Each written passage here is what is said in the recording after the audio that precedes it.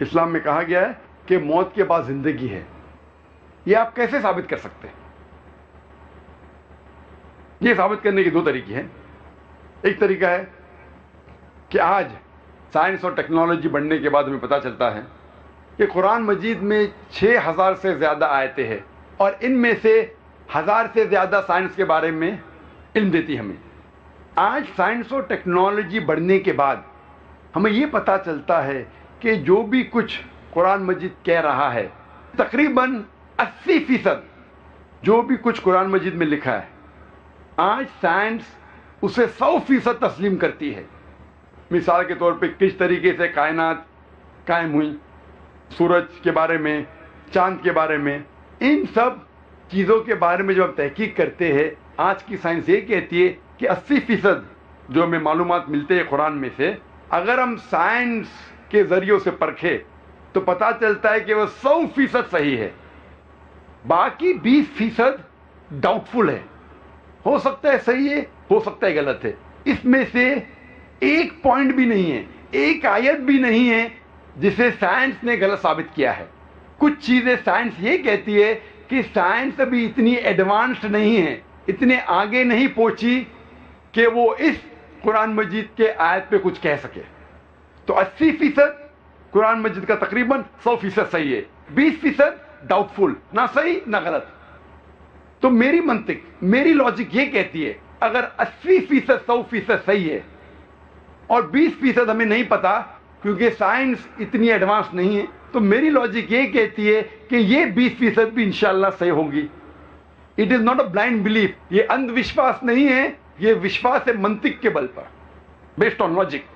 اور اس 20% میں سے ایک چیز ہے موت کے بعد زندگی. سائنس اتنی ایڈوانس نہیں ہے یہ پہچاننے کے لیے کہ موت کے بعد ہے زندگی.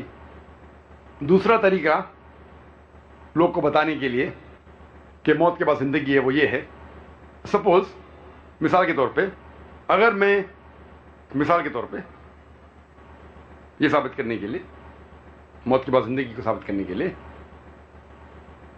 اونلی ہائپوتھیٹیکل، مثال کے طور پہ میں ایک ناستک ہوں اور میں ایک اسمگلر ہوں، دنیا میں سب سے بڑا اسمگلر، سب سے طاقتور اسمگلر، سب سے طاقتور چور. لیکن میں لاجیکل ہوں، میں سائنٹیفک ہوں، میں جو کچھ کرتا ہوں سائنس کے بنیاد پر کرتا ہوں اور منطق کے بنیاد پر کرتا ہوں. اور میں آپ سے پوچھنا چاہتا ہوں، آپ لوگوں سے جو یہاں ہیں، ایک آسان سوال، چوری کرنا بری بات ہے کہ اچھی بات ہے؟ بری بات ہے. ماشاءاللہ یہاں بڑے مجمع میں ماشاءاللہ 1 لاکھ سے زیادہ لوگ ہیں. یہاں کوئی بھی کہتا ہے کہ چوری کرنا اچھی بات ہے؟ ہاتھ اوپر کیجئے. کوئی بھی کہتا ہے کہ چوری کرنا اچھی بات ہے؟ نہیں ہے، ایک بھی شخص نہیں کہہ رہا ہے. یہاں ایک بھی شخص نہیں کہہ رہا ہے کہ چوری کرنا اچھی بات ہے. سب لوگ مانتے ہیں کہ چوری کرنا بری بات ہے. ماشاءاللہ. ابھی مثال کے طور پہ جیسا میں کہہ رہا تھا کہ میں ایک ناستک ہوں، مثال کے طور پہ الحمدللہ مانتا ہوں اللہ میں، لیکن مثال کے طور پہ اگر میں ناستک ہوں اور میں سب سے بڑا ڈاکو ہوں دنیا میں، سب سے طاقتور چور ہوں، سب سے بڑا اسمگلر ہوں، لیکن میں سائنس اور ٹیکنالوجی میں مانتا ہوں، میں منطق میں مانتا ہوں، میں لاجک میں مانتا ہوں. اتنا بڑا مجمع ہے ماشاءاللہ، 1 لاکھ سے زیادہ لوگ لگتے ہیں اس مجمع میں. میں پوچھنا چاہتا ہوں آپ صرف مجھے ایک وجہ بتاؤ، 2 نہیں، 3 نہیں، 4 نہیں، ایک وجہ بتاؤ کہ چوری کرنا میرے لیے برا کیوں ہے، اور میں چوری کرنا چھوڑ دوں گا. میں سب سے بڑا چور ہوں، سب سے طاقتور اسمگلر ہوں، سب سے پاورفل ہوں اور میں لاجیکل ہوں. ایک وجہ صرف بتاؤ، 1 2 3 نہیں، منطق کے ذریعے، سائنس کے ذریعے. میں اندھ وشواس میں نہیں مانتا ہوں، سنی سنائی بات میں نہیں مانتا ہوں. منطق کے ذریعے، سائنس کے ذریعے، لاجک کے ذریعے ایک وجہ صرف مجھے بتاؤ کہ چوری کرنا بری بات ہے اور میں چوری کرنا چھوڑ دوں گا. آپ میں سے کوئی اتنے لوگ، سب لوگ کہہ رہے تھے بری بات ہے بری بات ہے. مجھے ایک وجہ بتاؤ کہ میرے لیے بری کیوں ہے اور میں چوری کرنا چھوڑ دوں گا. کیا पुलिस पकड़ लेंगी। भाई साहब बोलते हैं पुलिस पकड़ लेंगी। भाई साहब मैं सबसे ताकतवर चोर हूं, पुलिस मेरे खीसे में, मिनिस्टर मेरे खीसे में, दे ऑन माई पेरोल, मैं उनको हफ्ता देता हूं, कोई पुलिस मुझे नहीं पकड़ेंगी। आम चोर होगा तो पुलिस पकड़ेंगी, मैं बहुत ताकतवर चोर हूं, पुलिस मेरे खीसे में, मिनिस्टर मेरे खीसे में। आप एक वजह बताओ कि क्यों चोरी करना बुरी बात है और मैं छोड़ दूंगा।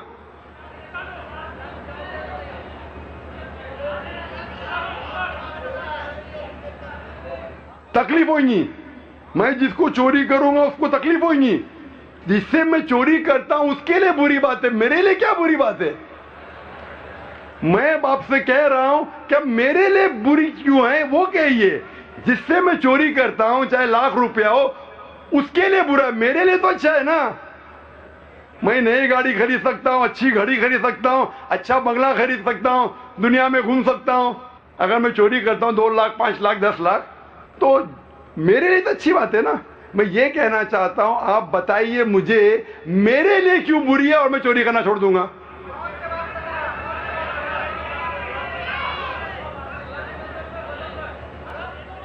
हराम की कमाई, या भाई साहब ने बोला हराम की कमाई, ये किधर लिखा है हराम की कमाई?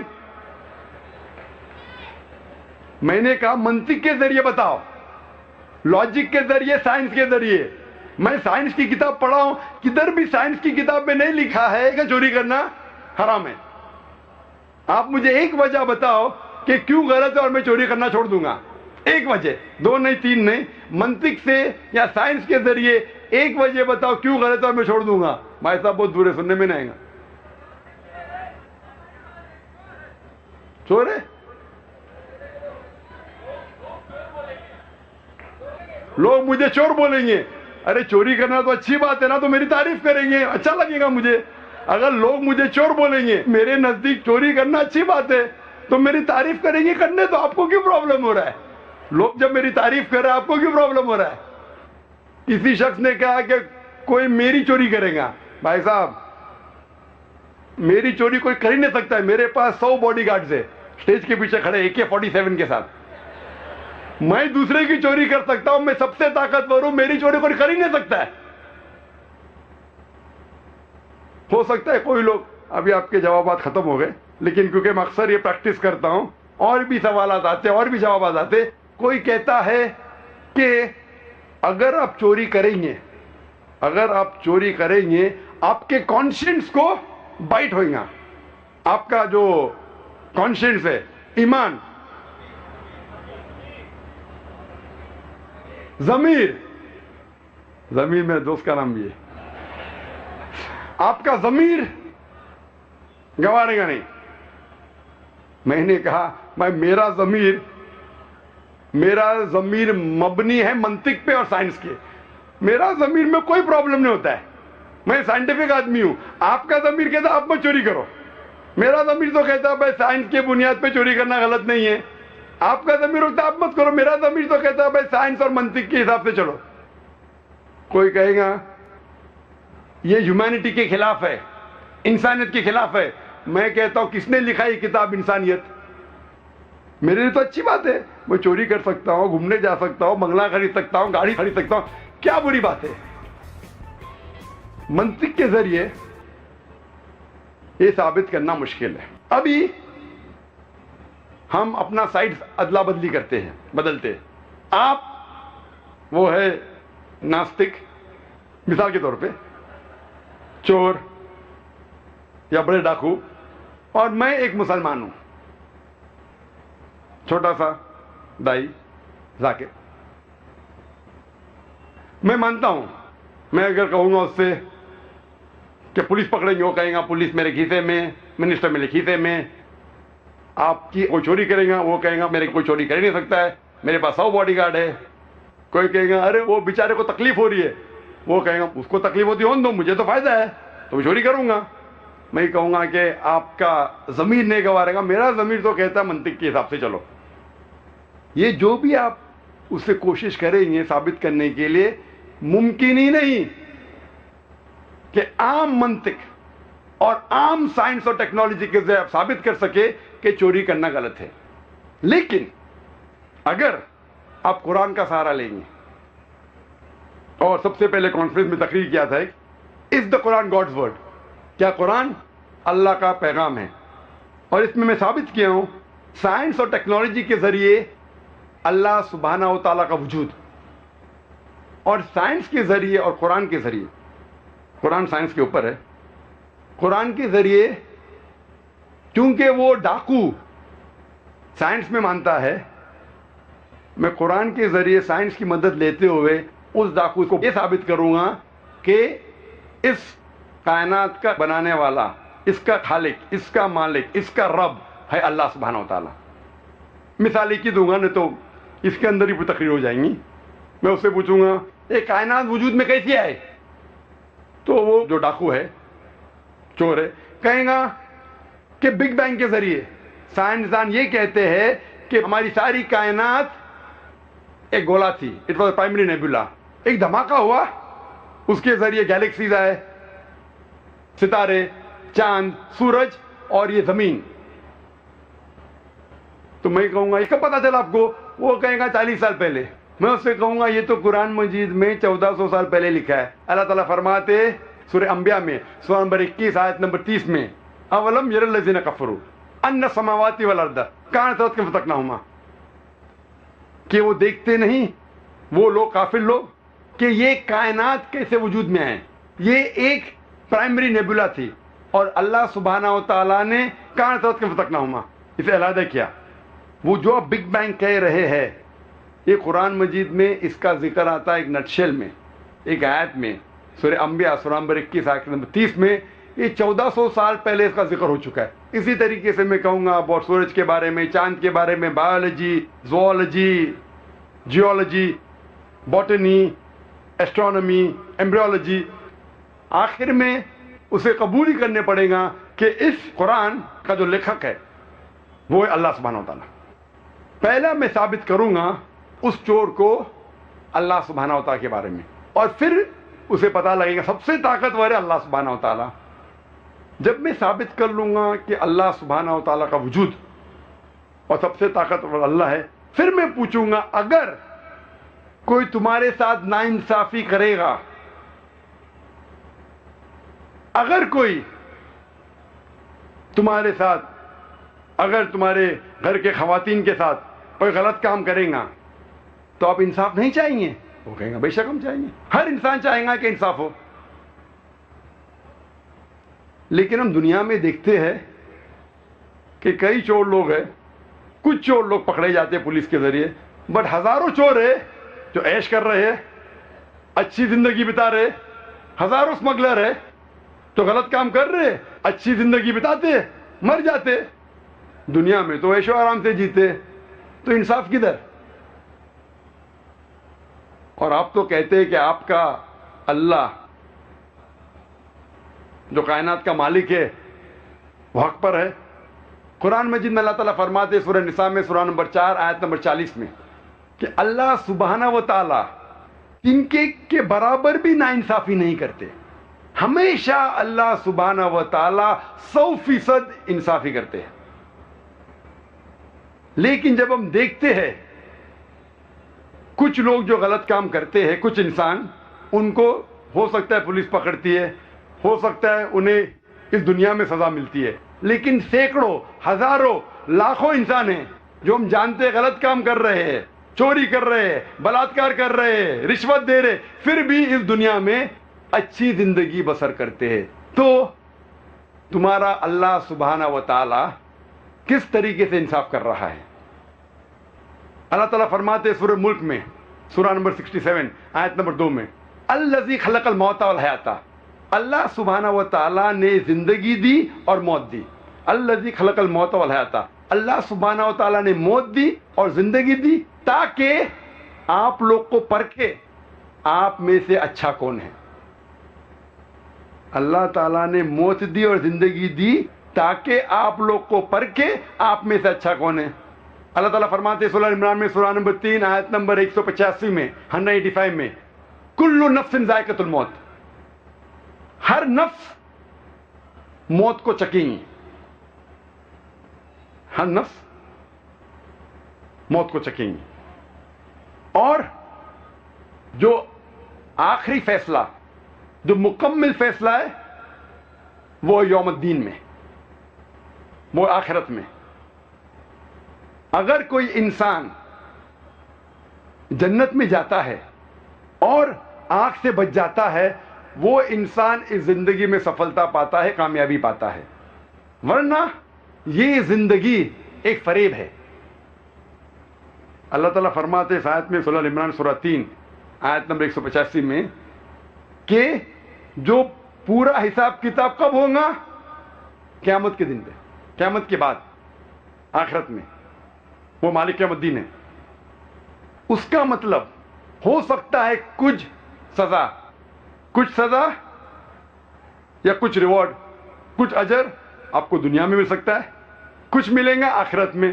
دونوں کو جوڑ کے جو مکمل فیصلہ ہے، آخری فیصلہ ہے، وہ ملیں گا آپ کو آخرت میں. تو ہو سکتا ہے کہ ہزاروں لوگ، لاکھوں لوگ ہیں جو غلط کام کر رہے اور اس زندگی میں وہ عیش و آرام سے جیتے ہیں. تو ہمیں لگتا ہے کہ وہ تو اس زندگی میں سفلتا پا لیا، کامیابی پا لیا. لیکن یہ زندگی آخرت کی زندگی کے حساب سے بہت کم ہے. ایک انسان عام طور پہ کتنے سال جیتا ہے؟ 50 سال، 60 سال. کوئی مرتا ہے 20 سال کی عمر پہ، کوئی 50، کوئی 90، کوئی 100. عام طور پہ 50 سے 60 سال ایوریج ہے. لیکن آخرت کی زندگی ہمیشہ کے لیے. تو آخرت کے مقابلے میں یہ دنیاوی زندگی 0.00001% بھی نہیں ہے. تو اگر آپ یہاں بچ جاتے ہیں، آخرت میں تو ہوگا فیصلہ. مان لو ہم جانتے ہیں کہ ہٹلر نے 60 لاکھ یہودی کو جلایا، 60 لاکھ یہودی کو مارا. He incinerated 6 million Jews. میں کہنا چاہتا ہوں، اگر آج کی پولیس ہٹلر کو پکڑتی ہے، آج کا جج، آج کی پولیس ہٹلر کو کیا سزا دے سکتی ہے؟ جو انسان نے 60 لاکھ انسانوں کی ہتیا کی، انہیں جلایا، آج آپ اسے پکڑیں گے تو کیا سزا دے سکتے؟ میکسیمم، سب سے زیادہ آپ ہٹلر کو جلائیں گے. اس کا مطلب ایک موت کا بدلہ. باقی 59,99,999 لوگ کا کیا؟ یہ تو انصاف نہیں ہوا. لیکن اللہ سبحانہ و تعالیٰ فرماتے قرآن مجید میں، سورہ نساء میں، سورہ نمبر 4 آیت نمبر 56 میں، آیت نمبر 56 میں، جو لوگ اللہ کی نشانیوں کو جھٹلاتے ہیں، اللہ سبحانہ و تعالیٰ آخرت میں انہیں آگ میں ڈالیں گے، اور جتنی بار ان کی چمڑیاں جلیں گی اتنی بار اللہ سبحانہ و تعالیٰ انہیں نئی چمڑی دیں گا تاکہ وہ درد کا احساس کر سکے. اللہ تعالیٰ فرماتے ہیں کہ جو اللہ کی نشانیوں کو جھٹلاتا ہے، اللہ تعالیٰ انہیں آخرت میں آگ میں ڈالیں گے، اور جتنے بار ان کی چمڑیاں جلیں گی اتنے بار نئی چمڑی دیں گے تاکہ وہ درد کا احساس کر سکے. آج سائنس یہ کہتی ہے کہ درد کا احساس برین کے علاوہ دیر آر پین ریسیپٹر چمڑی میں ہے. جب پین ریسیپٹر جل جاتے تو درد کا احساس ہوتا ہی نہیں. اور جب کوئی انسان آتا ہے برن انجری سے، ہم ڈاکٹر لوگ پن لیتے اور ٹیسٹ کرتے، اگر اس انسان کو درد ہوا ہم خوش ہیں، اٹ از سپرفیشل برن، اوپر سے جل گیا. اگر اسے درد کا احساس نہیں ہوتا ہے ہمیں دکھ ہوتا ہے، it is a deep burn, اس کے پین ریسیپٹر جل چکے. اللہ تعالیٰ فرماتے ہیں ہم انہیں آگ میں ڈالیں گے، جتنی بار ان کی چمڑی جلیں گی نئی چمڑی دیں گے تاکہ وہ درد کا احساس کر سکے. اللہ تعالیٰ اگر چاہے 60 لاکھ بار ہٹلر کو جلا سکتا ہے، چاہے تو 60 لاکھ بار نہیں 6 کروڑ ٹائم جلا سکتا ہے. اس دنیا میں ہم انہیں سزا دے ہی نہیں سکتے. اسی لیے اگر کسی شخص کو یہ ثابت کرنا ہے، یہ بتانا ہے کہ چوری کرنا غلط ہے، بلاತ್ಕಾರ کرنا غلط ہے،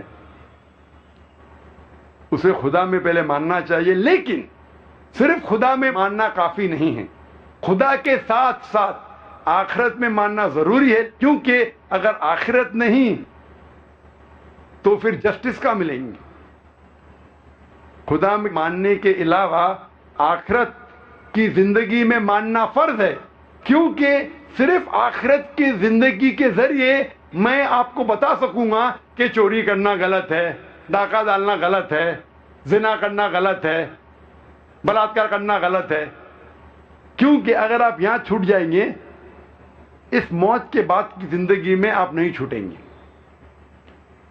اسی لیے اگر ہم سب جانتے ہیں کہ چوری کرنا غلط ہے، بلاತ್ಕಾರ کرنا غلط ہے، یہ صرف آخرت کی زندگی، موت کے بعد کی زندگی میں اگر یقین ہے پھر ہی آپ ثابت کر سکیں گے کہ چوری کرنا غلط ہے، ورنہ ممکن ہی نہیں ہے۔